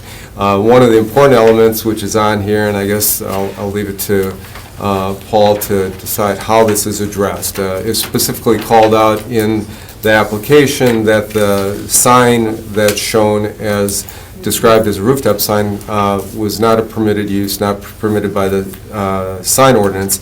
We would like to request as part of the conditional use, and I don't know if that's able to be done by this body or not, but that sign as a condition of the approval. And the sign itself is to recognize the building itself, the identity on the promenade, and the associated sponsor. The sign is 34 inches, the letter face, and 41 for the overall letter height. It's similar to the Oneida and the other signs around, and then the Johnsonville logos on the side are 52-inch illuminated signs attached to a steel structure that is rooftop mounted on the building. So that's one of the things that was called out separate, and we wanted to bring it at this meeting. It's consistent with, so if you look at Lambeau Field and you look at the overall structure, and you look at the two, Lambeau Field signs that are steel encased at the top, both in the south end zone and the north end zone, they're considered, I guess technically, and we've talked about it with Paul, that those are interior signs and they're facing in, but everyone can see them. I mean, everyone can see those signs. It's technically I've read over the sign ordinance, and I could make some arguments both ways on this thing, on whether it's allowed or not allowed, but this is such a unique property. Our architects are telling us this fits perfectly. It's lower than, what do you call the corners? The tower, the tower elements on the corners. It's lower, the signage is lower than the towers. It's a combination of a directional sign, rooftop sign, consistent with the architecture. It's this whole promenade area is a connection between the two parcels, between that building. It's a walkway from one building to the stadium. It's consistent. It will look very, very nice. And we are really hoping that under a conditional use type purpose here, looking at this unique property, that you say, yeah, this makes some sense to us. So that's really the only issue that still kind of hangs out there that we're hoping you approve. Gary, are you talking about signing on both the north from both the north and south views? Yes, yeah. Basically two signs and if the building, Paul, if you wouldn't mind going back to the signage, one that you did describe as the north, working with staff, some of the things that we worked with staff on is we moved the building off of Oneida Street, moved it back. We addressed the enclosures, he said, to the east, which we wanted to make it ornamental like the rest of the other property enclosures. But back again to the north image, we also recognized the previous, can we go back to that one that Jones signed. See the glazing along there. At one time, that was all metal panel, none of the brick pillars, and there was concern by the Packers, the team as well, that it was the back. It looked like the back side, and this is one of those situations where you got to figure out how to make a functional building, but make it look attractive on all sides. And so we added glazing here, brought up the pillars as well, gave it the same identity. So whether you're approaching the building from the north or you're coming up from the south on Oneida Street, you see it as as a very strong, solid presence on the site. and there's really no back face, in our view, to the building. And that's the way the architects address the concerns of the team. There has been a lot of discussion with staff over, other stuff. There were significant changes between Oneida Street and the side of the building to make it look, more opening, more inviting. We had it more closed. We've taken a lot of that stuff and tried to make it, acceptable. And for those who may not, go to games or don't approach Lambeau Field from this side, the green bars that you see there were added in 2012. And I should mention, this is really not the building itself, but the promenade. The promenade is, these are crash barriers right here. So non-game day, they close off and they form the barrier between Oneida Street, so pedestrians don't cut across. We worked that out with the county when the rehab of Oneida Street was done. But really, the promenade itself is original plan from the original 2010 planning exercise. We're finally at the end stage of this portion of construction, which started in 2012. But what I wanted to point out is the Armed Forces Drive connection really points people up, as Jerry said. It's a pathway that connects all the bars and establishments to the east back to Oneida Street, where over 32,000 people average come into the building every day. So, every game day. So, roughly, two-thirds of the people, or not two-thirds, three-fifths of the people, two-fifths of the people that come to the stadium are coming in here. Let me get this back. Yeah, right, sorry. I'll get out my calculator. Yeah, exactly. They come in the stadium. So, I'm thinking of how small the building was back in 1999. But so that is really the connection point, as Jerry said. And so we embellished it as well with these identifying pillars that are at the Oneida Street that help define an entrance and a gateway to people on game day. So that's why those columns come in there. They're lighted. They have the Packer G on the face, and then directs people up along that area. The only thing I could think of is, with the city, and I'm just going to throw it out here, would the city, be concerned with other public institutional, things if they saw this rooftop sign? This is such a unique property. The distinction is not going to be hard to make. Maybe there's another case that's similar to it, but I can't think of it. So, that's the only thing I could think of on this thing, and it seems to fit. A few clarifications. Am I correct? Did I understand that the three double, start at the ends, do we have two pedestrian double doors at at each end? Yes, there's there's multiple pairs of doors at both an entry point here, just inside of that tower, and another set here. Those are the two primary entries into the building. Okay, and then yes. Between that, these are going to be garage doors? They're garage doors. Seasonally, when the weather's conducive, they can be opened up. Okay. For game day. Is that also the case? Could you put up the north side? No, because there's not a pedestrian walkway or platform. So this is higher above grade. And interior to the building, it's set up for stage along this face of glass and then on the west face of the glass as well. Yeah. Now this, I acknowledge that this is picky, but on the north side, rather, I would prefer that we weren't doing Johnsonville advertising there. It makes sense on the south side as you're going into a tailgate. What better company should be advertising over Tailgate Village? But I'm rather, since you raised the issue about signage, that would be my one hesitation over attaching an okay on the signage.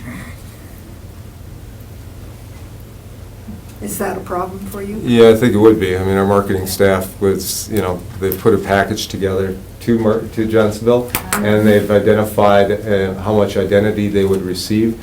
So it would have to be, we'd have to approach that vendor again. We knew it was subject to approval, but, their identity itself, I think if we would take away and go away from the rooftop mounting, and maybe you want to step in, Paul, but I think we would then, for signage permit approval, we would be coming in, as long as we conform to the sign ordinance, it would be a permitted use to put the Johnsonville, as long as we fit within the sign area that's been calculated, which is 7,000 feet, was approved, I think, in 2012. I think it was the overall available sign face area that's been approved for Lambeau Field. And I think after removal of certain signs right now, we're at roughly 5,600 square feet. So I think, stepping back, if this was denied, we would still be able to come in and I think ask for those. But I respect your opinion on that location. Thank you. You're welcome. So as far as because you did touch on this, the letter height on the Tailgate Village, what is the letter height? The Tailgate Village letter height is 34 for the face of the letters, so the actual where you're seeing the white, and then the cabinet that mounts around it is takes it to 41. And is that the same? So, yeah, as what's the Oneida? illumination gate? The Oneida is 44 overall as opposed to the 41. It's very similar. And we try to do a hierarchy of signs and maintain consistency Yes. between all gates and identity around the building. The only one being, Miller Lite on the north on the atrium. Well, now, is that, I guess, as far as that sign, with it only being 3 inches smaller than what's on the huge structure that is Lambeau, isn't that going to look much larger because it's on a smaller building? And is there any way that we could, do you understand what I'm saying? Yeah, as far it's a as- good size, I mean, comparatively, it's a good sized building. It's You know, Right, but it's- it's not nearly as, I mean, I've seen the Sure. Kohler next to it, and I'm like, Well, Kohler looks like this big yeah, next to Lambeau, yeah, so, I mean, Yeah. you know, I realize it's a good space, but it still doesn't have, it's not nearly the impressive mass that Lambeau is. I'm Yeah, just wondering once if we, it'll once look we, a little bit too yeah, big. once we start talking about, size of these things, I go back to our architects who have done a great job with making things seem to fit. And yeah, I'm not the expert on it, so for me to tell you it'd be okay to make it smaller, I'm just pulling it out of thin air. I would have less problem with it being on the south side, but I'm not sure that it's necessary on the north side, just because that's not where the people are gathering, that's not where the promenade is. But they see it from Monverde. Right. That's- I don't True, think- but if you're like, look for the mini Lambeau, I mean, I don't think signage is part of the discussion. Oh, it is, necessarily. okay, then- I mean, you can talk about it certainly, but it's not part of the recommendation, and we Well- can't change the ordinance as it's presented. So The ordinance that's says separate. rooftop So we signage is don't not permitted. And I would disagree with that. okay, I so would that's a say separate that as a discussion. conditional use permit, the council would have the authority to approve this based on the conditional use, based on the uniqueness of this property. I disagree. I mean, that interpretation that I've made would have to go to the Board of Appeals. I don't think that's part of this conditional. We couldn't go to a Board of Appeals. You could go to the Board of Appeals, everything we brought to the Board of If you Appeals were has been gonna approved. challenge my decision, you could, yes, but not for a variance, and the Plan Commission cannot change the ordinance on the fly.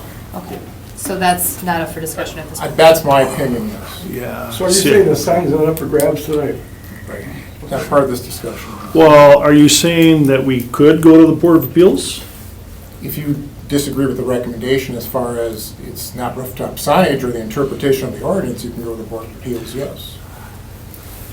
If you. Well, My interpretation in terms of what you can do with a conditional use permit is that, like we just talked about, placing additional conditions to health, safety, welfare.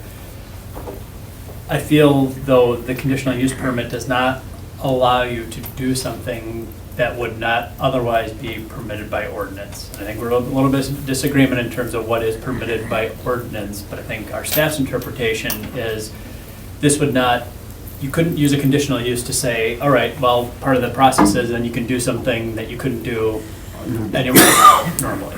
And I think that is part of where our staff is coming from, is that, look, you can't add that in as a condition to do something that you wouldn't otherwise be able to do.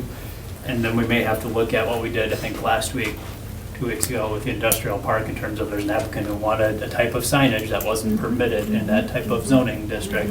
And they asked to change the ordinance, we went through and decided not to. But I think, to Paul's bigger point, I think, right now, looking at the conditional use. Kevin, you'd agree that then it could be a zoning Board of Appeals issue? I want to defer to our city attorney on that, but I feel like Well, that would be. Yeah, and that's the potentially- issue with this thing. I mean, the property, well, I mean, the only other, between the conditional use permit, which is a permit that allows you to take this unique property, and that's the reason why it is a conditional use, that this thing, if I look at this thing and I look at the sign ordinance, there are all kinds of questions on what this thing is. You know, is it connected with the stadium? Is it an interior sign? That type of signage is already on that site, okay? That's already on that site. This signage right here is consistent with that property, okay? So maybe that signage should be removed too. Well, yeah. Right. Well. You know, if that's wrong, then. No, it's not wrong. Well, you know what I'm Yeah, saying. I mean, what I'm saying is. But that's not germane to this issue. Well, it is germane to this issue because it's already on the site, and it's in spades on the site. But It's we in a different building. We're not- don't need to vote on the signage yet because it's not really part of this, but, sorry, Andrew. No, you, Sorry. you. Okay. Well, if you want to approve this and defer this, and we'll have further discussions, we're okay with that. Yeah, I would just recommend that we hold the signage to a further discussion and take it through a separate process. I think just from the city's perspective, it would not be germane for us to approve something that possibly we don't have the jurisdiction or authority to approve right now in terms of that signage component. And I think we could be willing to work in terms Sure. of, when it comes time for the site plan Sure. review, what that vehicle may be. To I get think let's this. discuss it, but I don't want to hold this up Yeah. because of that. Oh, we don't either. But we can go ahead and, okay, the building, the. Yeah, I mean, again, the conditional uses Right. are also use and Okay. structure and the maximum. Yeah. I think we're motion. comfortable with that. Yeah, and I So think we're the looking for signage, approval on the promenade also. The walkway. Promenade, the walkway, the overall plan. I think the whole thing looks fantastic, and I think the signage is fitting, and it fits the building as well as the location. We're not voting on that. But we're not voting on that. Okay, all right. Well, that's good to hear also that, I wanted to hear some comments about what the commission thinks. It seems to make sense to us, but we're looking at it from an internal view. Sure. Motion to approve? Any other We've questions? got another one. Oh, down no more here. questions? Yes. Here we go. I think it's a great building, and I would have no problems at all in approving this on one condition. I think it should have those signs. Oh, jeez. There you go. Thank you, Jerry. Troublemaker. And some folks, we've been through this sign thing, so, bigger signs, on the freeway signs, and, oh my gosh, but they do have a valid point, this is on site already, and I'm gonna tell you something, without that sign on there, this is absolutely, I hate, they really cut it to ribbons, but it's not as powerful as it is with that. With the sign. But What the a way to building represent it too, as- you guys bought it all, there it is. Right. But the building as drawn, even without the sign, is a million times better than what is there right now. I like the signs, Yeah, I guess I Good. agree. but we're not Good. gonna talk about the signs right now. Like hearing that. There's gotta be an avenue to do it then, I guess, and the Board of Appeals, I guess that's what they're asking, where do they go with it? Maybe to change the ordinance, would be my interpretation. Oh, okay. No, we're not entitled to it. So we have a motion? Motion to approve. Do we have a second? As recommended, Second. ignoring the signs. No, we didn't, I didn't know you signed in, but would you like to say something? If I could, just real quickly, if the floor is still open. Sure. Thank you. Yeah, we forgot to close. Bill Mindel, 125 West Mission Road. I'm also for this project. It's a terrific project, a great addition to the Lambeau Field property. But I just have one question out of curiosity.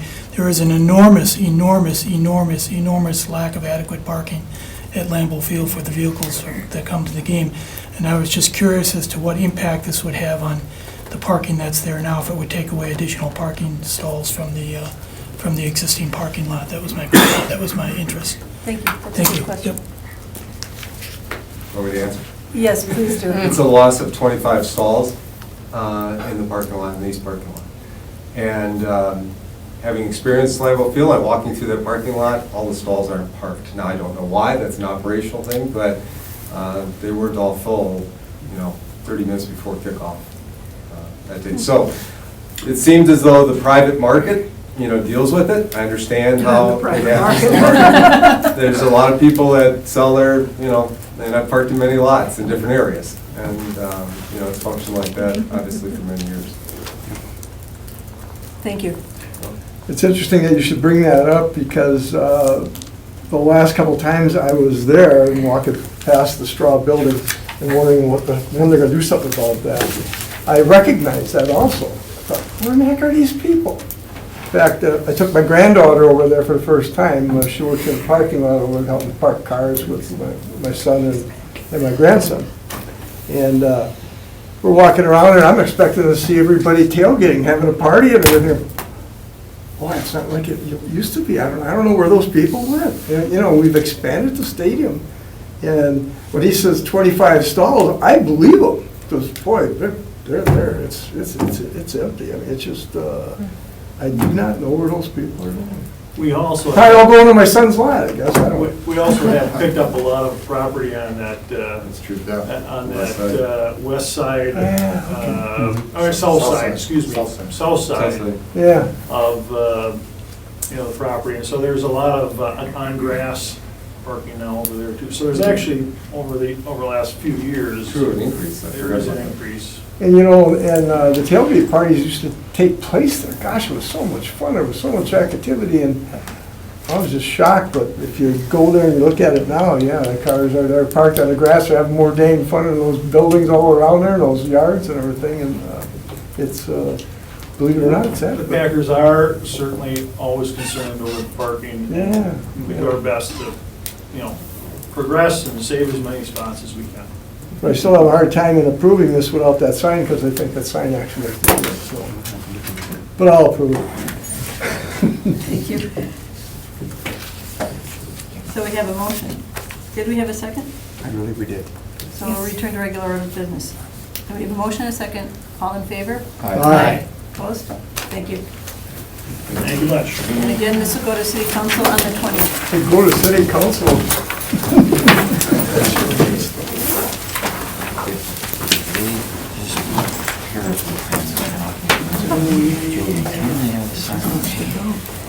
So what's the difference?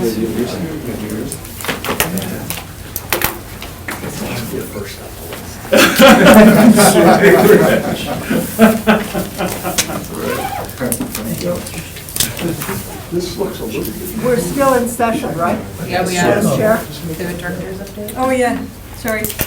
I'm ready to leave. That's okay, I'll make it quick. Okay. Charter at our council meeting last week, biggest thing, zoning ordinance for third reading, that was rezoning property for 388 Clear Road. Low density residential and medium density residential. We did have, I think it talked a little bit about just a clerical error with a comp plan amendment also on Finger Road, that we didn't have a 30-day waiting period in there, so we're starting that process over again for that change. And then just in some other actions, things that were approved or recommended approval at our November meeting, November 21st. All those went through.